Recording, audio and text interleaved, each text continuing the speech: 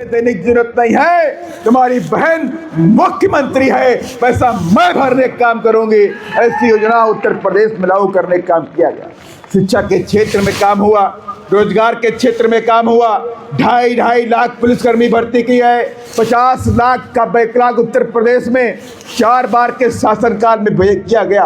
और यही नहीं, उत्तर प्रदेश के अंदर जो सर समाज के गरीब लोग थे, सर समाज के गरीब लोग जिनके पास जमीनें नहीं थी, माननीय बहन जी ने 4.5 लाख हेक्टेयर जमीन पट्टे में देने का काम, 2 से 3 एकड़ देने का काम उत्तर प्रदेश में किया गया। और तब जाके उत्तर प्रदेश के अंदर गरीब खुशहाल हुआ। लेकिन आज की जो सरकारें बैठी हैं, केंद्र की सरकार बैठी हुई है, आज हमारे शिक्षा पे हमला कर रही है, हमारे स्कूल बंद कर रही है, गरीबों के शिक्षा को खत्म कर रही है। हम कहते हैं अगर आप इस देश को विकसित राष्ट्र बनाना चाहते हो तो आपको शिक्षा को फ्री करना पड़ेगा, शिक्षा को आपको इजी अवेलेबल करना पड़ेगा, शिक्षा के द्वार खोलना पड़ेगा। आप मंदिरों में पैसा लगाइए, हमें कोई दिक्कत नहीं, आप मंदिर में पैसा लगाइए, हमें कोई दिक्कत नहीं। लेकिन अगर आप स्कूल बंद करेंगे तो हमें दिक्कत होगी, अगर आप स्कूल बंद करेंगे हमें दिक्कत होगी। हमें कोई दिक्कत नहीं, आप कोई पैसा कहाँ लगाते हैं मुझे कोई दिक्कत नहीं, लेकिन गरीबों के लिए स्कूल भी खोलने की जरूरत है। आज विश्व के अंदर जो देश के अंदर विकसित राष्ट्र हैं, चाहे अमेरिका हो, चाहे वो चाइना हो, चाहे वो जापान हो, वो आज साइंस के दम पे आगे बढ़े हैं, धर्म के दम पर आगे नहीं बढ़े। हमें साइंस की तरफ बढ़ना पड़ेगा, शिक्षा को आगे करना पड़ेगा, तब जाके ये राष्ट्र विकसित बनने जा रहा है। लेकिन आज क्या हो रहा है, आज पूरे देश को धर्म के नाम पर, तुष्टीकरण के नाम पर समेटने का, बांटने का काम किया जा रहा है। लेकिन मैं आपसे कहना चाहता हूं, जब उत्तर प्रदेश के अंदर आगड़िया बहन जी की सरकार चल रही थी तो ये तुष्टीकरण करने वाले, धर्म की राजनीति करने वाले, नफरत बांटने वाले लोग, इनकी दुकानें बंद हो गई थी, इनको कोई पूछने वाला भी नहीं था साथियों। इसलिए मैं कहना चाहता हूं, अगर आप चाहते हैं देश के अंदर, प्रदेश के अंदर और मध्य प्रदेश के अंदर अमन चैन कायम हो तो आपको बहुजन समाज पार्टी की सरकार को लाना पड़ेगा, लाना पड़ेगा। और आपको याद होना चाहिए, माननीय कांचीराम साहब कहते थे कि सरकार हमेशा कमजोर होनी चाहिए। कहते नहीं कहते थे, रोटी अगर तवे पे न बदली जाए तो रोटी जल जाती है।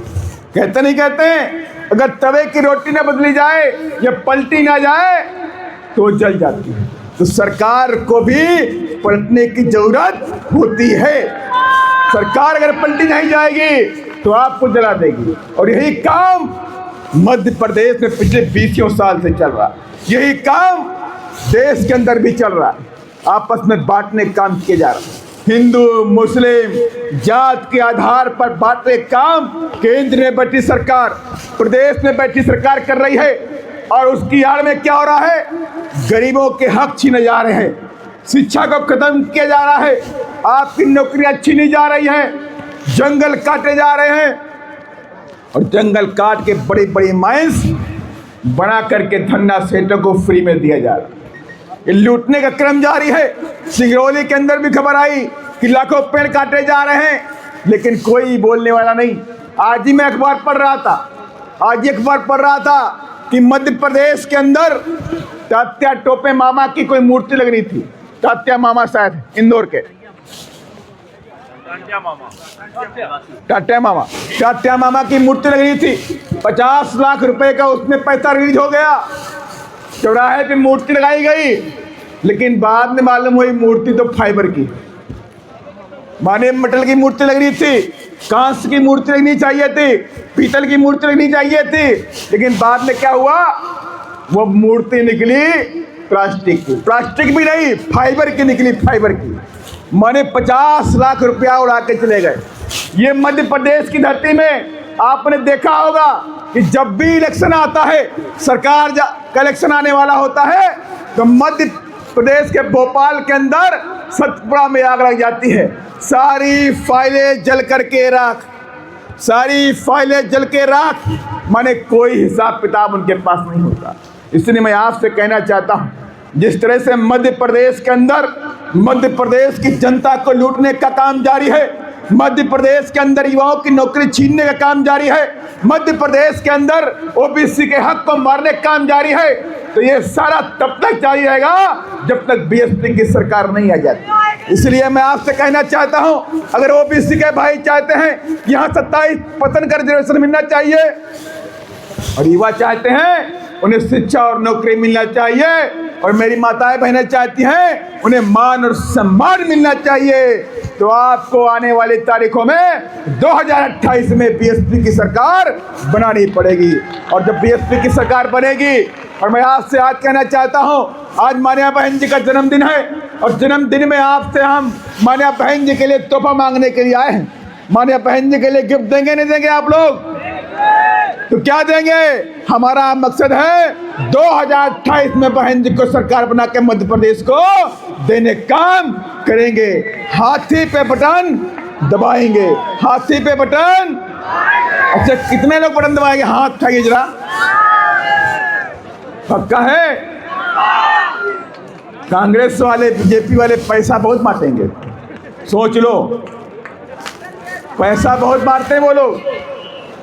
और जो मुझे याद है, जो जय भीम वाला होता है वो पैसे को लात मार के हाथी का बटन।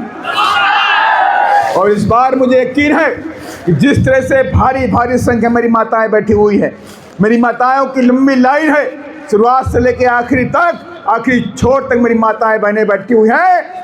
ये दिखाता है बहन जी के प्रति अपना प्यार, अपनी शेरनी की बहना के प्रति अपना प्यार। अपनी लड़कियां लड़ते हैं, पूरी ताकत लगाते भी हैं, अच्छा वोट पाते हैं, और कई कई सीटों में नंबर 2 पे आके रह जाते हैं। यहाँ पर मेरी समझ से बीडी पांडे जी बैठे होंगे, जिला रीवा से आते हैं, बहुत माइनर वोट से हार गए। कई और सीटें थी जो पिछले 2023 में हम करीब 7 से 8 सीटें नंबर 2 पे थे। लेकिन कहीं ना कहीं से अगर हम हारे हैं तो इसके मतलब है कहीं ना कहीं से हमारे अंदर कोई कमी जरूर रही होगी। लेकिन हमारी पूरी टीम ने इस बार ठान लिया कि जो चुनाव 2028 में हुआ, 23 में हुआ, उससे सीख लेकर के 28 में कोई गलती नहीं करेंगे और हाथी को भोपाल भेजने का काम करेंगे। हाथी कहाँ जाएगा? भोपाल जाएगा नहीं जाएगा? अमर पाटन की दोनों सीटें, 2 ही तो हैं आपको, 2 ही है ना, सॉरी, बनाने में हमारे महापुरुषों ने अपना बलिदान दिया है। माननीय कांशीराम साहब ने अपना बलिदान दिया है, अपना जीवन का संघर्ष देखा है आपने, माननीय बहन जी के जीवन का संघर्ष देखा है आपने। तो ये पार्टी आज बीजेपी और कांग्रेस के लोग खत्म करना चाहते हैं। वो चाहते हैं बीएसपी खत्म हो जाए, और बीएसपी खत्म हो जाएगी तो बहुजनों की आवाज हमेशा हमेशा के लिए खत्म हो जाएगी। और इसलिए तमाम हथगंडे अपनाए जा रहे, नीले झंडे वाले पैदा कर दिए गए हैं, उनको आपके बीच में ला जाता है, युवाओं को तोड़ने का काम जारी है, उनको बहकाने का काम जारी है। जय भीम बोल दो, कांशीराम जी जय बोल दो, बाबा साहब की जय भीम बोल दो, और बीएसपी के वोटों को बांट दो। ये काम जारी है, और ऐसे बहरूपियों से आपको बचने की जरूरत है साथी। अगर युवा भटक गया, अगर युवा टूट गया, अगर आपके वोटों में बिखराव आ गया तो आप खत्म हो जाएंगे। खाई को पाट दिया गया, ऊंच नीच की खाई को पाट दिया गया, जहां पे ब्राह्मण, क्षत्रिय, पिछड़ा, आदिवासी, दलित एक साथ भाईचारे के साथ में बैठ के खाना खाता है। ये काम अगर कहीं हुआ तो उत्तर प्रदेश के अंदर आदरणीय बहन कुमारी मायावती जी की सरकार में हुआ। सभी को सम्मान दिया गया, चाहे ब्राह्मण हो, चाहे क्षत्रिय हो, चाहे आदिवासी हो, चाहे ओबीसी के भाई हो, चाहे वो मुस्लिम हो, चाहे बौद्ध हो, चाहे जैन हो, सभी को सम्मान अगर मिला तो उत्तर प्रदेश के अंदर आदरणीय बहन कुमारी मायावती जी सरकार में मिला। तो बुलंदी है, बीएसपी है, उम्मीद है, बीएसपी है तो सत्ता भी लेकर के रहेंगे। ये बीएसपी है सर। हो सकता है हमें और समय लग जाए, हो सकता है हमें और समय लग जाए, हो सकता है हमें और समय लगे केंद्र की सरकार में पहुंचने का, लेकिन बीएसपी खत्म नहीं होने का। अगर बीएसपी है तो उम्मीद है, आज नहीं तो कल लाल किले के लाल किले में बहुजन समाज पार्टी का हाथी जरूर जाएगा। जाएगा नहीं जाएगा? संसद में हाथी जरूर जाएगा, लेकिन बीएसपी को बचाने की जरूरत है। वो तमाम विरोधी पार्टियां आज बीएसपी को खत्म करने में लगी, और आपने देखा भी है, भी पार्लियामेंट का चुनाव हुआ था। तो बहन जी हम आपके साथ हैं, और मैं आज से कहना चाहता हूं, और बहन जी भी कहती है, मेरे भाइयों और बहनों, मैंने पूरा जीवन लगा दिया है और आखिरी सांस तक मैं तुम्हारे लिए जीवन लगा दूंगी, आप मेरे साथ रहो। और मुझे यकीन भी है कि जिस तरह से केंद्र की सरकार आप पे हक अधिकार छीनने में लगी हुई है, और यहीं पर डबल इंजन की सरकार है, अभी कितना अराजकता, यहाँ पे कितना ज़्यादा दलितों पर, आदिवासियों पर अत्याचार हो रहा है। अभी मुझे याद आ गया, मऊगंज में आदिवासियों को पीट पीट के मार दिया गया। अभी रीवा में मालूम हुआ किसी विशेष व्यक्ति की चोटी काट दी गई। काटी गई नहीं काटी गई? लोगों ने मुझे बताया, आज ही बताया, उखाड़ी गई। काटी भी नहीं, उखाड़ी गई। देखिए, मोबाइल में डाटा फ्री कर दिया सरकार ने। डाटा फ्री माने आप लिख कर चेक कर सकते हो मोबाइल में। उसमें लिखो, गूगल में जाओ और गूगल में लिखो, क्या बहुजन समाज पार्टी धन्ना सेठों से चंदा लेती है? तो तुरंत लिख के आएगा, बहुजन समाज पार्टी इस देश की एकमात्र पार्टी है जो चंदा कभी लेती नहीं है। और कैसे चलती है बीएसपी? इतनी बड़ी पार्टी बीएसपी, पूरे देश की तीसरे नंबर की राष्ट्रीय पार्टी, चलती कैसे? ये चलती है आपके पैसे से, आपके पैसे से, हमारे पैसे से, हमारे खून पसीने कमाई से ये बीएसपी चलती है, और यूं ही चलती रहेगी, यूं ही चलती रहेगी।